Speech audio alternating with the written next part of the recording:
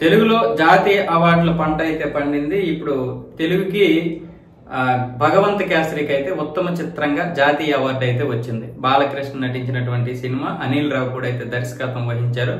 నిజానికి ఇందులో bad touch good touch ఈ కమర్షియల్ హీరో బాలకృష్ణతో చెప్పించడం అది చాలా మందికి బాగా నచ్చింది. కొన్ని ఎలిమెంట్, కొన్ని సీన్లు, అలాగే శ్రీలీలని కూతురుగా అడాప్ట్ చేసుకొని ఆమెతో పండించినటువంటి సీన్లు అన్ని కూడా బాగా పండాయి.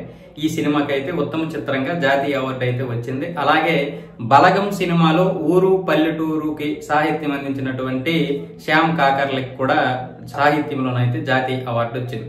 అలాగే బేబీ సినిమాలో కూడా స్క్రీన్ ప్లేకి ఉత్తమ స్క్రీన్ ప్లేగా జాతీయ అవార్డు వచ్చింది. దీంతో పాటు గాంధీ తాత చెట్టు అనే సినిమాలో బాలనటిగా నటించినటువంటి సుకృత వేణికి కూడా బాలనటిగా ఉత్తమ జాతీయ అవార్డు అయితే రావడం జరిగింది. ఇంకా మరికొన్ని విభాగాల్లో అవార్డులు కూడా వచ్చాయి. అలాగే జాతీయ నటుడిగా షారుఖ్ ఖాన్, అలాగే 12th ఫెయిల్ లో నటించినటువంటి విక్రాంత్ సేన్ వీరిద్దరైతే అవార్డును పంచుకోవడం జరిగింది.